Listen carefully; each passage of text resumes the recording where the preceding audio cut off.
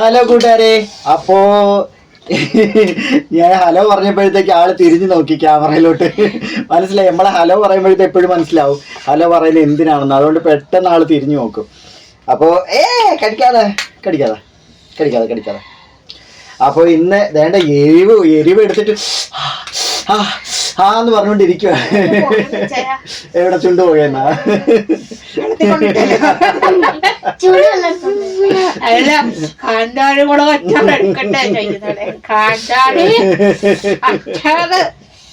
അതെന്താന്നറിയോ, ഇന്ന് ഇവിടെ പപ്പാടെ സ്പെഷ്യൽ ആണ്. സാധാരണ ഡോറയുടെ ആയിരിക്കും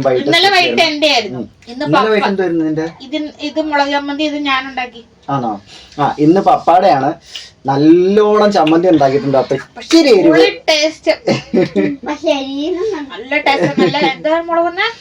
നമ്മുടെ പച്ചമുളക് അത് സാധാ നീളത്തിലുള്ള പച്ചമുളകല്ല, ഉണ്ട പച്ചമുളക് വരുമല്ലോ, നല്ല എരിവല്ലേ. അതും കൊച്ചുള്ളി ഇല്ലാത്തോണ്ട് നമ്മള് സവാളയും ഉപ്പും ഇട്ടിട്ട് അടിച്ചെടുത്ത് മിക്സിയിൽ, എന്നിട്ട് കുറച്ച് വിനാഗിരി, ഞാൻ കടിക്കാതെ എരിവാന്നും പറഞ്ഞ് തിന്നാതിരുന്നോളൂ. ഇത് വീഡിയോ എടുക്കുന്നുണ്ടോ? നല്ല ടേസ്റ്റ് ഉണ്ട്. വലിയ പാടേ കൊച്ചേ, നിങ്ങൾ കഴിച്ചതല്ലോ കൊച്ചേ? രണ്ടുപേരും കഴിച്ചപ്പോ എനിക്ക് കുറേശ്ശെ കൊണ്ട് തന്നു കേട്ടോ. എനിക്ക് അതെന്തായാലും അതെ കേട്ടോ, അതൊരു ശീലമാ അല്ലിച്ചാ. എന്ത് സാധനമായാലും ഇപ്പം ഇവളാണ് എനിക്ക് കൊറേ തവണ ഉമ്മിന് പാല് കൊടുത്തോണ്ടൊരു സമയത്ത് ചോറ് വാരി തന്നിട്ടുണ്ട്, പൊറോട്ട എടുത്ത് തന്നിട്ടുണ്ട്, ചപ്പാത്തി. ഇന്ന് മൊത്തം ഗബ്രുവിനെ ഊട്ടിയതും എടുത്തതെല്ലാം ഇന്ന് നമ്മുടെ ക്രിസ്റ്റീന. ഇന്ന് ഗബ്രൂട്ടിന് ചെറിയൊരു അപകടം പറ്റി. ഇങ്ങനത്തെ ഒരു കാണാൻ പറ്റുന്നുണ്ടോ വീഡിയോയില്? ഗബ്രൂട്ടിന്റെ കവിള് കണ്ടോ? കവിള് ചെറുതായിട്ടൊന്ന് മുറിഞ്ഞു. സംഗതി ഇപ്പൊ ഭയങ്കര കളിയാ. കളിച്ചപ്പോഴേ അതൊന്ന് തല ഇടിച്ചായിരുന്നു. ഇവിടെ എഴുന്നേറ്റ് നിക്കും, കട്ടിലെ പിടിച്ച് എഴുന്നേറ്റ് പിച്ച നടക്കും. അന്നേരം അങ്ങനെ ഒന്ന് താഴത്തോട്ട് പോയിട്ട് ജസ്റ്റ് തല ഇടിച്ചൊന്ന് കരഞ്ഞു. പിന്നെ അത് കഴിഞ്ഞിട്ട് പിന്നെ ഇവരുടെ കൂടെ കളിച്ചോണ്ടിരുന്നപ്പം വളയില്ലേ, ഇവരുടെ വളകളുണ്ട് കുറെ, അത് വെച്ചിങ്ങനെ ഇവരിങ്ങനെ കറക്കി കറക്കി കളിക്കുമായിരുന്നു. ഞാൻ അത്രയും നേരം ഞാൻ കണ്ടോണ്ട് കിടക്കും ഇവിടെ നിന്ന് കളിക്കുന്നേ. പക്ഷെ ഞാൻ ഇവിടെ കിടന്ന് ജസ്റ്റ് ഒന്ന് മയങ്ങിപ്പോയി. കാർച്ച് കേട്ട് എഴുന്നേറ്റപ്പോ എന്നാന്ന് എനിക്കൊന്നും മനസ്സിലായില്ല. അയ്യോ, എന്റെ ക്യാമറ സ്റ്റാൻഡ്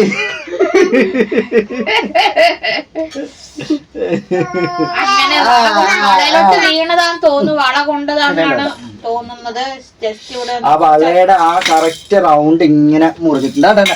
ഇവിടെ ഉണ്ട്. നന്നായിട്ട് അത്യാവശ്യം കരഞ്ഞു. നല്ല കരച്ചിലായിരുന്നു. മൂത്രം പറ്റിയാ? എപ്പോ?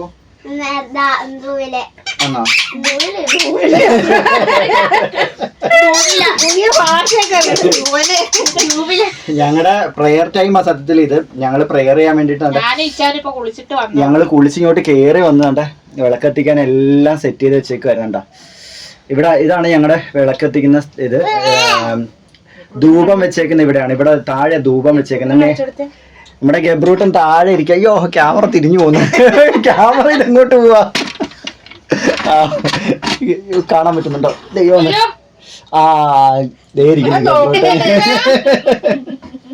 ഗബ്രൂട്ടൻ ഇവിടെ ഇരിക്കുകയാണ്. അപ്പൊ ഞങ്ങള് സത്യത്തില് പ്രെയർ ചെയ്യാൻ വേണ്ടി വന്നതാണ്. കുളിച്ച് റെഡിയായി. അപ്പൊ പപ്പാടെ സ്പെഷ്യലും കൊണ്ട് അപ്പൊ വന്നത്.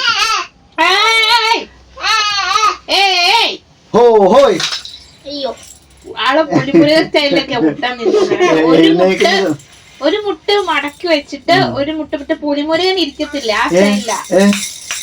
മുട്ട നീ നിന്ന് ഇരിക്കുന്നത് ആ സ്റ്റൈലില്ല. ക്യാമറ എന്താ പറ്റി? ഇരിക്കുന്നില്ലല്ലേ, താഴോട്ടായിട്ട് വരുന്നു.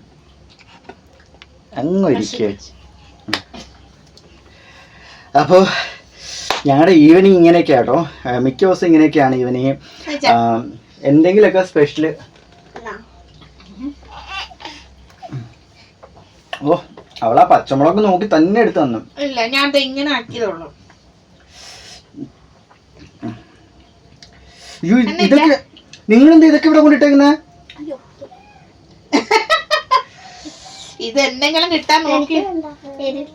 നട്ടുണ്ടല്ലോ, ഒരു വലിയ നട്ട്. ഇവനെന്ന് വെച്ചാല് എന്ത് സാധനം കിട്ടിയാലും എടുത്ത് വായിലിടും. ഇവനെന്നല്ല, ഈ ഒരു പ്രായത്തിലുള്ള എല്ലാ പിള്ളേരും അങ്ങനെ തന്നെയാ. എനിക്കതുകൊണ്ട് പേടി, ഇവനെ ഇറക്കി വിടാനും നിലത്തോട്ട് നിർത്താനും ഒക്കെ പേടിയാണ്. എന്തുവായിരുന്നു ഇങ്ങനെ പിടിച്ചോണ്ട് സവാളയുടെ തൊലി എന്താ താഴെ ഇറങ്ങാൻ വേണ്ടിട്ട് നമ്മള് താഴെ നിക്കുമ്പോ നമ്മളെ കൈ കാണിച്ച് വിളിക്കും താഴോട്ട് വന്ന് പറഞ്ഞിട്ട്.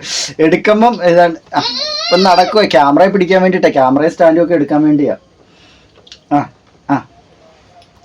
അയ്യോ എന്റെ സ്പീക്കർ വേണ്ട, നമുക്ക് കുറച്ച്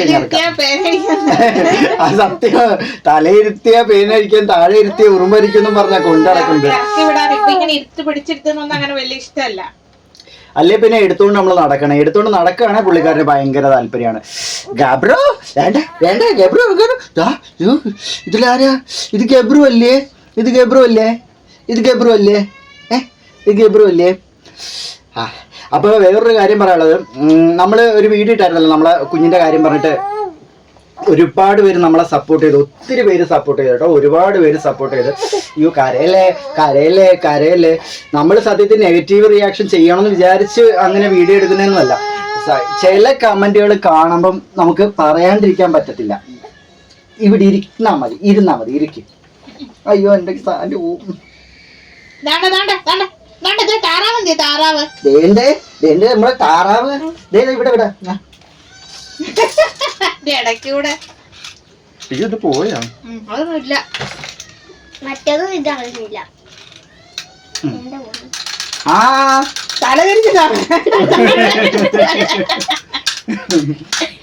അപ്പം നമ്മള് കുഞ്ഞിന്റെ കാര്യം പറയുമ്പോഴേ ഇപ്പൊ ഞങ്ങക്ക് സത്യത്തിൽ ഫീൽ ചെയ്യുന്നത്. അതുകൊണ്ട് നമ്മൾ അറിയാണ്ട് നമ്മളങ്ങ് റിയാക്ട് ചെയ്ത് പോകുന്നേ.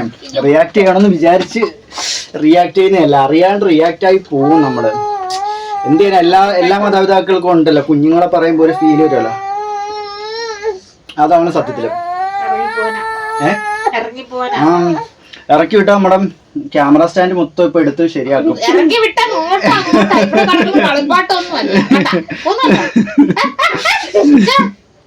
അതല്ലേ ഞാൻ എടുക്കുന്നത്. പുതിയത് കിട്ടി. എന്തേലും വെറൈറ്റി വേണം. ഒരു 5 മിനിറ്റത്തേക്ക് കേട്ടോ. അത് കഴിയുമ്പോഴത്തെ അടുത്ത വെറൈറ്റി എന്തെങ്കിലും കൊടുക്കണം, അല്ലെങ്കിൽ പിന്നെ വീണ്ടും അത് അടുത്ത കരച്ചിലാവും.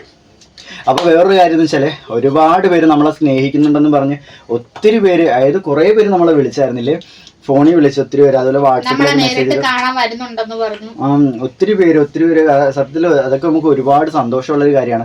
1-2 പേര് നമ്മളെ വെറുക്കുന്നു എന്ന് പറയുമ്പോഴും 1-2 പേര് നമ്മളിങ്ങനെ കുറ്റം പറയും, മോശം പറയപ്പോഴൊക്കെ സ്നേഹിക്കാൻ ഒരുപാട് പേരുണ്ട്. സത്യത്തിൽ നമുക്ക് അറിയാം കേട്ടോ, സ്നേഹിക്കാൻ ഒരുപാട് പേരുണ്ടെന്നുള്ളത് നമുക്ക് അറിയാം. അറിഞ്ഞിട്ട് തന്നെയാണ് നമ്മൾ ഈ കമന്റിന്റെ റിയാക്ഷൻ ചെയ്യുന്നത്. കാരണം വെച്ചാൽ ചിലവൊന്നും നമുക്ക് സഹിക്കാൻ പറ്റാതാകുമ്പോഴാണ് നമ്മൾ ഈ റിയാക്ഷൻ ചെയ്ത് പോകുന്നത്. ഈ ഇവര് പറയുന്നതൊന്നും നമ്മൾ കാര്യമാക്കി എടുക്കേണ്ട ആവശ്യമില്ലെന്ന് പറയാം. പക്ഷെ കുഞ്ഞിനെ പറയുമ്പോൾ ചില സമയത്ത് നമുക്ക് നല്ല രീതിയിൽ ഫീലായി പോകും. അതുകൊണ്ട് നമ്മൾ റിയാക്ട് ചെയ്യുന്നത് മാക്സിമം നമ്മൾ റിയാക്ട് ചെയ്യാതിരിക്കാൻ നിങ്ങൾ ശ്രമിക്കുന്നതായിരിക്കും. പിന്നെ മനുഷ്യനല്ലേ, സാഹചര്യം എവിടെ എത്തി. പിന്നെ മെയിനായിട്ടുള്ളൊരു കാര്യം, എനിക്ക് ഭയങ്കര അഹങ്കാരമാണെന്നാണ് പറയുന്നത്. അതുപോലെ തന്നെ ഡോറയ്ക്കും ഭയങ്കര അഹങ്കാരമാണെന്നാണ്. നമ്മളെ ഇൻസ്റ്റഗ്രാമിലുള്ളപ്പോൾ തൊട്ടേ നമ്മളെ നെഗറ്റീവ് പറഞ്ഞൊരു പെൺകുട്ടിയുണ്ട്. പുള്ളിക്കാരി അന്ന് കമന്റ് ഇട്ടപ്പോൾ ഇങ്ങനെ ഡോറ പ്രഗ്നൻ്റ് ആയിരുന്ന സമയത്ത് ഇങ്ങനെ കമന്റ് ഇട്ടപ്പം പുള്ളിക്കാരി പറഞ്ഞതാണ്, പുള്ളിക്കാരി കുട്ടികളൊന്നും ഇഷ്ടമല്ല, എന്തിനാ കുട്ടികളുണ്ടാക്കുന്നത്, കുട്ടികളെന്ന് പറഞ്ഞാൽ ശല്യം തന്നെയാണ്, എന്തിനാ കുഞ്ഞുങ്ങളെ ജനിപ്പിക്കുന്നത് എന്നൊക്കെ പറഞ്ഞിട്ട് കുറേ അങ്ങനെയുള്ള കമന്റ് ഇട്ട്. അപ്പോൾ അത് നമ്മളെ സ്നേഹിക്കുന്ന വേറൊരു ചേട്ടനുണ്ട്, ഒരു പുള്ളിക്കാരനെ. അപ്പോൾ ആ പുള്ളിക്കാരനാണെങ്കിൽ ആ വീഡിയോ അതെടുത്തിട്ട് ഞങ്ങൾ അയച്ചു കൊടുത്തപ്പോൾ ആ പുള്ളിക്കാരൻ അതൊക്കെ എടുത്തിട്ട് റിയാക്ട് ചെയ്ത് അന്ന് നമുക്ക് യൂട്യൂബൊന്നുമില്ല. അപ്പോൾ പുള്ളിക്കാരൻ ഇൻസ്റ്റാഗ്രാമിൽ തന്നെ അതിൻ്റെ ഒരു റിയാക്ഷൻ വീഡിയോ ഒക്കെ ചെയ്തിട്ടായിരുന്നു. അന്ന് നമുക്ക് അങ്ങനെ റിയാക്ഷൻ ചെയ്ത് അങ്ങനെയൊന്നും ഇതായിട്ടില്ല നമ്മൾ ആ സമയത്ത്. അപ്പം പുള്ളിക്കാരൻ അങ്ങനെ റിയാക്ഷൻ വീഡിയോ ഒക്കെ ചെയ്തിട്ടായിരുന്നു. ആ പുള്ളിക്കാരി ഇപ്പോൾ വീണ്ടും വന്നിട്ട് നമ്മുടെ ഒരു ഇൻ്റർവ്യൂ വീഡിയോ ചെയ്തതിനകത്ത് വന്ന് ഞങ്ങൾ ഭയങ്കര റോങ് ആയിട്ട് കമൻ്റ് ഇട്ടു. അപ്പം വേറൊരു പുള്ളിക്കാരി അത് കണ്ടിട്ട് ഞങ്ങൾക്ക് അയച്ചു തന്നു, നിങ്ങളിങ്ങനെ പറയുന്നു എന്നും പറഞ്ഞിട്ട്. അപ്പോൾ നമ്മൾ അറിയുന്ന നമ്മുടെ ഇതിൽ മാത്രമല്ലാണ്ട് പുറത്തും നമ്മളെ ഇങ്ങനെ പറയുന്ന ആൾക്കാരുണ്ടെന്ന്. പിന്നെ ഞങ്ങളെ വെറുക്കുന്ന കുറച്ച് ആൾക്കാരുണ്ട്. അത് ഞങ്ങളുടെ കയ്യിലെ തെറ്റുകൊണ്ടല്ല, അല്ലാണ്ട് നമുക്ക് ചില ഇതൊക്കെ പ്രശ്നങ്ങളൊക്കെ വരുമല്ലോ, അത് കാരണം ഞങ്ങളെ വെറുക്കുന്ന ചിലരുണ്ട്. നമുക്കറിയാം ചില ആൾക്കാർ നമ്മളെ ആണെങ്കിൽ കുത്തിയിരുന്ന് പതിയിരുന്ന് ആക്രമിക്കുന്നുണ്ടെന്ന് നമുക്കറിയാം. പിന്നെ കുഞ്ഞിനെ പറയുമ്പോഴാണ് കൂടുതൽ നമുക്ക് ഫീലായി പോകുന്നത്. പിന്നെ ഇത്തരക്കാർ ഈ കുഞ്ഞുങ്ങളെ ഇല്ലാതിരിക്കുന്നേ നല്ലതെന്നൊക്കെ പറഞ്ഞിരിക്കുന്ന ചില ആൾക്കാരുണ്ടല്ലോ, അവരുടെയൊക്കെ ഒരു മനോഭാവത്തിൽ അവരിടുന്ന കമൻറ്റുകളാണെന്ന് ഞങ്ങൾക്ക് പിന്നെ ഇപ്പോൾ മനസ്സിലായി. എനിക്ക് ഏകദേശമൊക്കെ തോന്നുന്നുണ്ട് ഞങ്ങൾ ഉദ്ദേശിക്കുന്ന കുറച്ച് പേര് ചേർന്നിട്ട് ഗ്യാങ് ചേർന്ന് കമൻ്റ് ഇട്ട് നമ്മളെ ഇതാക്കുകയാണെന്ന്. എന്ത് പറഞ്ഞ കുഴപ്പം? ഏകദേശം നമുക്ക് അതൊക്കെ സംശയമുണ്ട്. പിന്നെ എനിക്ക് അഹങ്കാരമാണെന്ന്. ഫസ്റ്റ് ഓഫ് ഓൾ ഒരു കാര്യം എന്ന് വെച്ചാൽ എല്ലാവർക്കും നെഗറ്റീവ് ഇടാറുണ്ട് അല്ലേ, എല്ലാവർക്കും നെഗറ്റീവും കാര്യങ്ങൾ ഇടാറുണ്ട്. അപ്പം റിയാക്ട് ചെയ്യേണ്ട കമൻറ്റുകൾക്ക് മിക്ക യൂട്യൂബ് ചാനൽ നടത്തുന്ന ആൾക്കാർ റിയാക്ട് ചെയ്യാറുണ്ട്. അപ്പം അവർ റിയാക്ട് ചെയ്യുന്നത് നിങ്ങൾക്ക് ഇഷ്ടപ്പെടുന്നില്ല എന്നുണ്ടെങ്കിൽ, നെഗറ്റീവ് കമൻറ്റ് ഇടുന്നവർക്ക് റിയാക്ട് ചെയ്യുന്നത് നിങ്ങൾക്ക് ഇഷ്ടപ്പെടുന്നില്ല എന്നുണ്ടെങ്കിൽ നിങ്ങളൊരു കാര്യം ചെയ്യണം, നിങ്ങൾ കമൻറ്റ് ഇടാതിരിക്കണം. നിങ്ങൾ നെഗറ്റീവ് കമൻറ്റ് ഇടാതിരുന്നു കഴിഞ്ഞാൽ അത്ര നല്ല. പിന്നെ വേറൊരു കാര്യം, നിങ്ങൾ നെഗറ്റീവ് കമൻറ്റ് ഇടുന്നതുകൊണ്ട് ഒരുപാട് പേർക്ക് കണ്ടന്റ് കിട്ടുന്നുണ്ട്, ഒരുപാട് പേർക്ക് വരുമാനം കൂടുതൽ കിട്ടുന്നുണ്ട്. അതിൽ ഒരുപാട് നന്ദിയുണ്ട് കേട്ടോ. കാരണം നിങ്ങളിങ്ങനെ നെഗറ്റീവ് കമൻറ്റ് ഇടുമ്പോൾ നമുക്ക് പുതിയ പുതിയ കണ്ടന്റ് കിട്ടുകയാണ്. എനിക്കത് മനസ്സിലാകാതെ എന്നെ ഒത്തിരി ആക്ഷേപിച്ച്, ഡോറെ ഒരുപാട് ആക്ഷേപിച്ച് ഒരു ലേഡി കമൻറ്റ് ഇട്ടിരുന്നു. അതിന് ഞാൻ റിയാക്ട് ചെയ്തു, ഞാൻ മറുപടി കൊടുത്തു. ഞാൻ മറുപടി കൊടുത്തപ്പോൾ ഞാൻ അഹങ്കാരിയായിപ്പോയി, എനിക്കത് മനസ്സിലാവുന്നില്ല. പിന്നെ അതുപോലെ നമ്മുടെ ചാനൽ താഴോട്ട് പോകുന്ന ഒരു ഉയർച്ചയില്ലാത്ത ചാനൽ എന്ന് പറഞ്ഞ് കമൻ്റ് ഇട്ടപ്പം ഞാൻ പറഞ്ഞു 100K ആകാറായി എന്ന് പറഞ്ഞിട്ട് ഞാൻ ഒരു സ്മൈലി ഇട്ടു. അപ്പം ഞാൻ അഹങ്കാരിയായി. എന്നിട്ട് കുഞ്ഞ് ഹോസ്പിറ്റലാവും എന്നൊക്കെ പറഞ്ഞപ്പോഴത്തേക്ക് ഞാൻ അന്നേരം പറഞ്ഞു ദൈവം സഹായിച്ച് അങ്ങനെ ഒരു വിധി വരുവാണെന്നുണ്ടെങ്കിൽ ഓക്കെ അങ്ങനെ വന്നോട്ടെ, എന്തായാലും അത് മനുഷ്യൻ്റെ കയ്യിലല്ലല്ലോ ഇരിക്കുന്നത്, നമ്മൾ മനുഷ്യരുടെ കയ്യിലല്ല, ദൈവമല്ലേ എല്ലാം ഇതാവുന്നത്, സമയം നമുക്ക് എന്തിനും ഉത്തരം തരുമെന്ന് പറഞ്ഞപ്പോൾ അതും ഞാൻ അഹങ്കാരിയായിപ്പോയി. എനിക്കറിയാൻ മേല പിന്നെന്തിനാ ഇവരെന്താ കമൻറ്റ് ഇടുന്നത്, നമ്മൾ റോങ് ആയിട്ട് പറയാനല്ലേ പിന്നെന്തിനാ കമൻറ്റ് ഇടുന്നത്. പിന്നെ ചില കമൻറ്റുകൾ കണ്ടു, എന്താ പറയുന്നത്, നല്ല കമൻറ്റ് ഇട്ടാലും ശരി തന്നെ ഇയാൾക്ക് ചില ഇഷ്ടപ്പെടാത്ത കമൻറ്റുകൾക്ക് ഇയാൾ റിയാക്ട് ചെയ്യുന്നു. ഞാൻ എല്ലാവർക്കും റിപ്ലൈ കൊടുക്കുന്ന കൂട്ടത്തില്ല, ആര് കമൻറ്റ് ഇട്ടാലും എല്ലാവർക്കും റിപ്ലൈ കൊടുക്കുന്ന കൂട്ടത്തില്ല, നല്ലതാണെങ്കിലും ചീത്തയാണെങ്കിലും എല്ലാവർക്കും റിപ്ലൈ കൊടുക്കുന്ന കൂട്ടത്തില്ല. ഒന്നും ഞാനങ്ങനെ മാറ്റി നിർത്താറില്ല, നെഗറ്റീവ് പോസിറ്റീവ് എന്ന് പറഞ്ഞ് മാറ്റി നിർത്താറില്ല, എല്ലാവർക്കും റിപ്ലൈ കൊടുക്കും. പിന്നെ റോങ് ആണെന്ന് തോന്നുന്ന കമൻറ്റുകൾക്ക് ഞാൻ റിപ്ലൈ കൊടുക്കത്തില്ല. ഇത് ആ ചോദിച്ച ചോദ്യം ശരിയല്ല എന്ന് കണ്ടു കഴിഞ്ഞാൽ ഞങ്ങൾ റിപ്ലൈ കൊടുക്കത്തില്ല, മാക്സിമം ഒഴിവാക്കി വിടാറുള്ളൂ. പിന്നെ കുറേ കമൻറ്റുകൾ ആ ഒരു ഐഡിയയിൽ തന്നെ വരുമ്പോഴാണ് നമ്മൾ ചിലപ്പോഴൊക്കെ റിയാക്ട് ചെയ്യുന്നത്. മാക്സിമം ഞാൻ അങ്ങനെ റിയാക്ട് ചെയ്യാറില്ല, ഒഴിവാക്കിയാണ് വിടുന്നത്. നിങ്ങൾ വീഡിയോ എടുത്ത് നോക്കിയറിയാം, റിയാക്ഷൻ വീഡിയോക്കാളും കൂടുതൽ, അല്ലെങ്കിൽ ഞാൻ റിയാക്ട് ചെയ്തിട്ടുള്ള വീഡിയോക്കാളും കൂടുതൽ റിയാക്ട് ചെയ്യാത്ത വീഡിയോസാണ് കൂടുതൽ നമുക്ക് കിടക്കുന്നത്. പിന്നെ ചോദിച്ചൊരു കാര്യമാണ്, നമ്മളെ ചാനലിൽ സമൂഹത്തിന് കണ്ട് പഠിക്കാൻ പറ്റുന്ന എന്താണ് നമ്മുടെ കണ്ടന്റ് സമൂഹത്തിന് കണ്ടുപിടിക്കാൻ. വേറൊരു കാര്യം പറയാം, ഇപ്പൊ ഞങ്ങളുടെ ജീവിതം കണ്ടുപഠിക്കാനാണ് ഒരുപാട് കാര്യങ്ങളുണ്ട്, ഒത്തിരി കാര്യങ്ങളൊന്നും ഞങ്ങളുടെ ജീവിതം കണ്ടുപിടിക്കാനുണ്ട്. എഴുന്നേക്കാൻ പോലും പറ്റാതെ കിടന്ന വ്യക്തി ഇപ്പൊ നടക്കാറായി. എന്തുകൊണ്ടാണ്? ആത്മധൈര്യം ഉള്ളതുകൊണ്ടാണ്. ഞങ്ങൾ ഏറ്റവും താഴെത്തട്ടി നിൽക്കുന്ന ആൾക്കാരാണ്. ഞങ്ങൾ ഏറ്റവും താഴെത്തട്ടി നിന്നിട്ടും നല്ലൊരു വീടോ നല്ലൊരു ജീവിത സാഹചര്യം ഒന്നുമില്ല ഞങ്ങൾക്ക്. എന്നിട്ടും ഞങ്ങളാണെങ്കിൽ ജീവിക്കാൻ ശ്രമിക്കുന്നുണ്ട്. ഈ ബുദ്ധിമുട്ടുകൾക്കിടയിലും ഈ പ്രശ്നങ്ങൾക്കിടയിലും ഞങ്ങളുടെ സന്തോഷം കണ്ടെത്തുന്നുണ്ട്. ഞങ്ങൾ ഹാപ്പി ആയിട്ടാണ് നിൽക്കുന്നത്. ഞാനാണെങ്കിലും ഡോറയാണെങ്കിലും എൻ്റെ ഫാമിലി ആണെങ്കിലും കുഞ്ഞാണെങ്കിലും എല്ലാം നല്ല രീതിയിൽ കൊണ്ടുപോകുന്നുണ്ട്.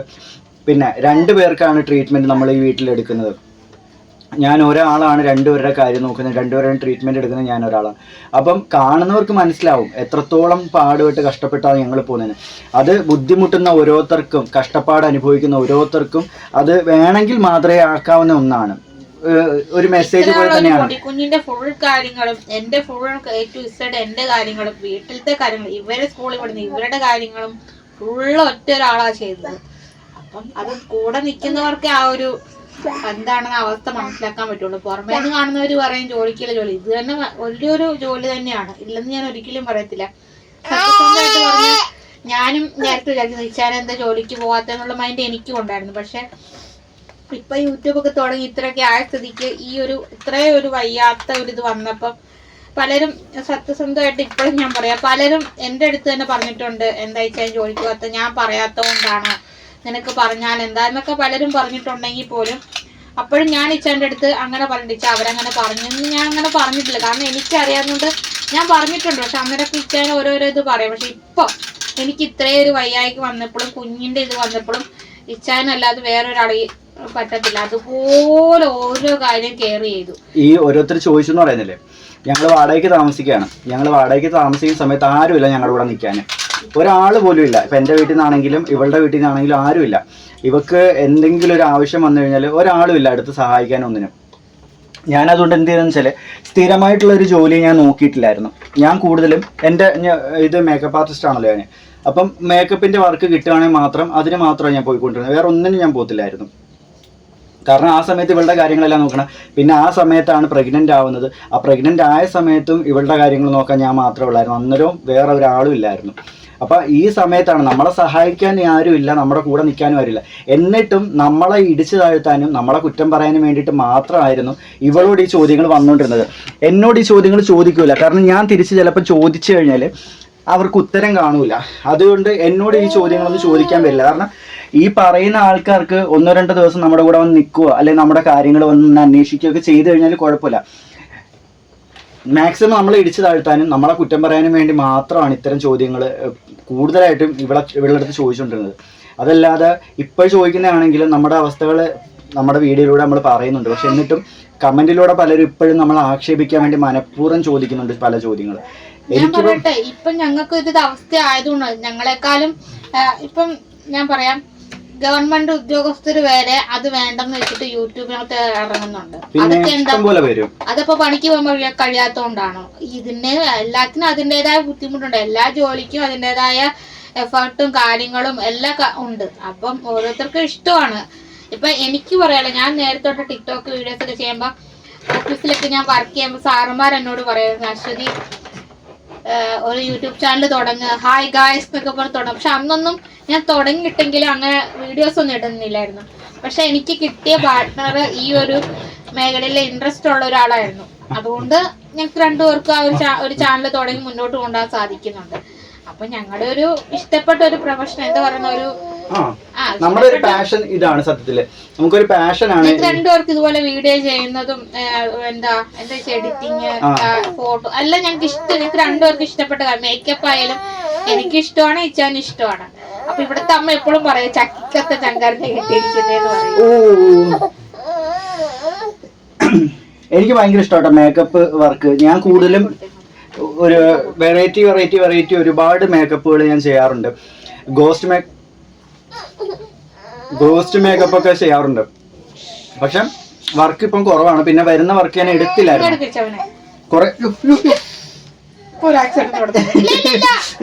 ഇല്ല അപ്പാടെ കയ്യിലല്ലേ, അപ്പാടെ കയ്യിൽ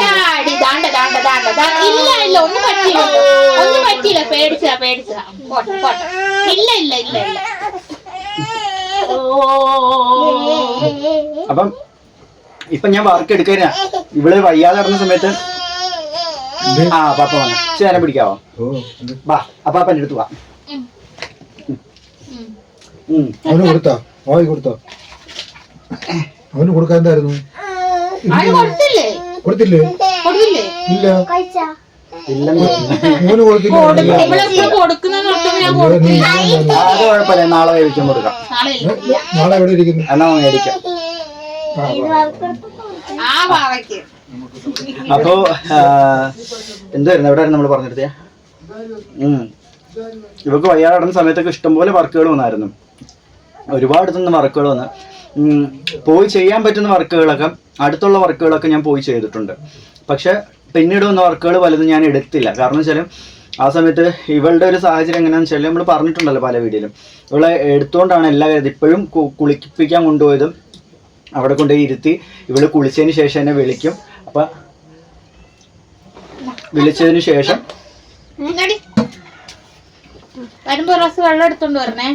വിളിച്ചതിന് ശേഷം ഞാൻ ഇവിടുന്ന് തോർത്തും ഡ്രസ്സുമായിട്ട് ചെന്ന് ദേഹം അവള് തുടയ്ക്കും, തല ഞാൻ തുറച്ച് കെട്ടിക്കൊടുക്കും. എന്നിട്ട് ഡ്രസ്സിൻ്റെ എല്ലാം ശരിയാക്കി ഇട്ട് കൊടുക്കും. ബാക്കിയുള്ള കാര്യങ്ങളൊക്കെ അവൾ ചെയ്തിട്ട് അവിടുന്ന് വീണ്ടും എടുത്ത് ഇവിടെ കൊണ്ടുവരണം. അപ്പോൾ എന്തൊരാവശ്യത്തിനും ഇപ്പം അപ്പുറത്ത് പാചകം ചെയ്യാൻ പോകണമെങ്കിൽ, അപ്പുറത്തെ വീട്ടിലോട്ട് പാചകം ചെയ്യാൻ പോകണമെങ്കിൽ പോലും എടുത്തുകൊണ്ട് വേണം പോകാനായിട്ട്. അപ്പം എന്തൊരു സാഹചര്യം വന്നാലും ഒരാൾ കൂടെ വേണം. ഇപ്പം പിന്നെ ഇന്ന് രാവിലെ തൊട്ട് പുള്ളിക്കാർ തനിയെ കട്ടിലിൽ നിന്ന് എഴുന്നേക്കാൻ തുടങ്ങി. നേരത്തെ അങ്ങനെയല്ല, കട്ടിലിൽ നിന്ന് എഴുന്നേൽപ്പിക്കാൻ ഒരാൾ വേണമായിരുന്നു. അപ്പോൾ നേരത്തെ ഒരു സാഹചര്യം വെച്ചാൽ എന്ത് സാധനത്തിനും ഒരു ഗ്ലാസ് വെള്ളം എടുത്ത് കുടിക്കണമെങ്കിൽ പോലും അതിനും ആൾ വേണം. ഇപ്പം നമ്മൾ കുപ്പി മേടിച്ചായിരുന്നു, കാണിച്ചിട്ടുണ്ടല്ലേ? ഈ കുപ്പി അത് നമ്മൾ വെള്ളം നിറച്ചിവിടെ വെച്ചേക്കാണ് ഇവർക്ക് കുടിക്കാൻ വേണ്ടി. പക്ഷെ അതെടുത്ത് കുടിക്കാൻ വേണ്ടി പറ്റത്തില്ല പുള്ളിക്കാരിക്ക്. അപ്പൊ അതായിരുന്നു സാഹചര്യം. ഇപ്പൊ പിന്നെ മാറ്റം വരുന്നുണ്ട് എന്ന് വെച്ചിട്ട് പൂർണ്ണമായിട്ട് മാറിയിട്ടൊന്നുമില്ല. പൂർണ്ണമായിട്ട് നമുക്ക് മാറി എന്ന് പറഞ്ഞാൽ മാത്രമേ ഒരു സമാധാനം ആവത്തുള്ളൂ. ട്രീറ്റ്മെന്റ് നടന്നുകൊണ്ടിരിക്കുന്നുണ്ട് മോളെ, ഇങ്ങോട്ട് വലിയ പൊടിക്കാം.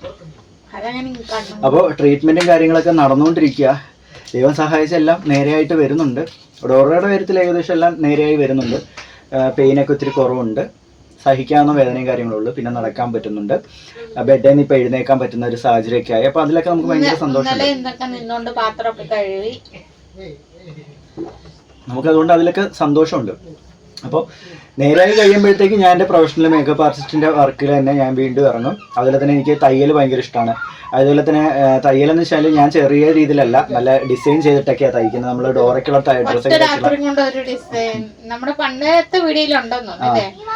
ഒരുപാട് വെറൈറ്റി ആയിട്ടുള്ള ഡ്രസ്സുകളൊക്കെ ഞാൻ തയ്ക്കുന്നത്. അപ്പോൾ എനിക്ക് അങ്ങനെയുള്ള കച്ചവടം കാര്യങ്ങളൊക്കെ തുടങ്ങണമെന്ന് ആഗ്രഹമുള്ളത്. അപ്പോൾ എല്ലാം ഞാനൊന്ന് ലെവൽ ചെയ്ത് കൊണ്ടുവരും. ഡോറ ഒന്നും കൂടെ റിക്കവറായി വന്നു കഴിയുമ്പോഴത്തെ തുണി നമ്മൾ കച്ചവടം ചെയ്യാനുള്ള തുണിയെല്ലാം എടുത്തു വെച്ചിട്ടുണ്ട്. അതൊക്കെ ആണെങ്കിൽ നമ്മൾ സെയിൽ ചെയ്യാൻ വേണ്ടിയിട്ടുള്ള ഇടുന്നതായിരിക്കും. അപ്പോൾ നിങ്ങളോടുള്ള റിക്വസ്റ്റ് എന്തെന്ന് വെച്ചാൽ, നമ്മൾ കച്ചവടം അതായത് തുടങ്ങുകയാണെന്നുണ്ടെങ്കിൽ എല്ലാവരും നമ്മളെ ഹെൽപ്പ് ചെയ്യണം, എല്ലാവരും നമ്മുടെ കൂടെ നിന്ന് സഹായിക്കണം. അത്രേ ഉള്ളൂ. കേരളത്തിലെ ഏത് ഭാഗത്തു നിന്നാണെങ്കിലും, ഇനി കേരളത്തിന് പുറത്താണെങ്കിൽ പോലും നമ്മൾ ഡെലിവറി ചെയ്ത് കൊടുക്കുന്നതായിരിക്കും. നമ്മൾ ആദ്യമേ അവിടെ പിൻകോഡ് തന്നു കഴിഞ്ഞാൽ അന്വേഷിക്കും. അങ്ങോട്ടേക്ക് ഡെലിവറി ഉണ്ടെന്നുണ്ടെങ്കിൽ നമ്മൾ ഏത് ഭാഗത്താണെങ്കിലും ഡെലിവറി ചെയ്ത് കൊടുക്കും. ഡെലിവറി ചാർജ് ചിലപ്പോൾ എക്സ്ട്രാ എന്തെങ്കിലും ആവും, അത്രേ ഉള്ളൂ. അപ്പോൾ അഥവാ കച്ചവടം തുടങ്ങുകയാണെന്നുണ്ടെങ്കിൽ നിങ്ങളെല്ലാവരും നമ്മളെ ഹെൽപ്പ് ചെയ്യണം, നമ്മുടെ കൂടെ നിൽക്കണം, നമ്മളിതൊന്ന് സഹായിക്കണം, അത്രേ ഉള്ളൂ. അപ്പോൾ ഇതൊക്കെയാണ് നമ്മുടെ വിശേഷങ്ങൾ, ഇതൊക്കെയാണ് നമ്മൾ പറയാൻ വന്നതും. അപ്പോൾ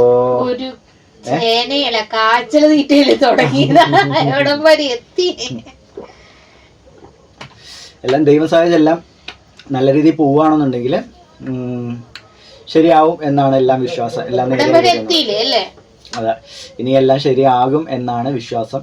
അപ്പോൾ നിങ്ങളെല്ലാവരും നമ്മുടെ കൂടെ നിൽക്കണം, അത് മാത്രമേ നമുക്ക് പറയാനുള്ളൂ. ഇതുവരെ തന്നെ സപ്പോർട്ടും സ്നേഹവും പ്രാർത്ഥനയൊക്കെ ഇനി ഉണ്ടാവണം. ഗബ്രൂട്ടിനായിട്ട് എല്ലാവരും പ്രാർത്ഥിക്കും. ഗബ്രൂട്ടിനെ ഇന്ന് ഹോസ്പിറ്റലിൽ കൊണ്ടുപോകാനിരുന്നായിരുന്നു. പറഞ്ഞല്ലോ, ഇച്ചാൻ്റെ ഒരു ഫ്രണ്ട് ഉണ്ട്, ആളുടെ വണ്ടിക്കാണ് പോകുന്നത്. അപ്പൊ ആൾക്ക് കുറച്ച് ജോലി തിരക്കും കാര്യങ്ങളൊക്കെ ഉണ്ട്, പോകാൻ പറ്റിയില്ല. അപ്പൊ അടുത്ത ശനിയാഴ്ച കൊണ്ടുവന്നു. അവിടെ ഇപ്പം വെള്ളി ശനി ഇപ്പൊ ഡോക്ടർ ഇരിക്കുന്നുള്ളൂ അല്ലേ? ഡോക്ടർ തൃശ്ശൂർക്ക് ട്രാൻസ്ഫർ ആയി പോയി. അപ്പം വെള്ളിയാഴ്ച ശനിയാഴ്ച മാത്രമേ ഡോക്ടർ ഉണ്ടാവത്തുള്ളൂ, വേറൊരു ദിവസവും ഇല്ല. അല്ലെങ്കിൽ നമ്മൾ ഇതിനിടയ്ക്ക് വെച്ച് പോകാനുള്ള ഒരുപാട് സാഹചര്യം ഉണ്ടായിരുന്നു. പക്ഷെ ശനിയും വെള്ളിയും മാത്രം ഉള്ളത് കൊണ്ട് അങ്ങനെ പോയിട്ട് തിരിച്ചു വരേണ്ടി വന്നു. അതുകൊണ്ട് പിന്നെ വിചാരിച്ചു എന്നാ ഇനിയിപ്പം ഒരു വെള്ളിയാഴ്ച ശനിയാഴ്ച ഏതെങ്കിലും ഒരു ദിവസം പോകാന്നുള്ള രീതിയിൽ അങ്ങനെ ഇരിക്കുക. അപ്പോൾ ഇതൊക്കെയാണ് നമ്മുടെ വിശേഷങ്ങൾ. നമ്മുടെ ഒരു കുട്ടി ഫാമിലി വ്ളോഗാണിത്. അപ്പോൾ നമ്മുടെ വീഡിയോ ഇഷ്ടപ്പെട്ടു കഴിഞ്ഞാൽ കൂട്ടുകാരെ ലൈക്ക് ചെയ്ത് ഷെയർ ചെയ്ത് സപ്പോർട്ട് ചെയ്യുക. ഇങ്ങോട്ടല്ല, അങ്ങോട്ട് അങ്ങോട്ട് സപ്പോർട്ട് ചെയ്യുക, സബ്സ്ക്രൈബ് ചെയ്യുക. അപ്പൊ കൂട്ടുകാരെ വീണ്ടും കാണും വരേക്കും ബൈ.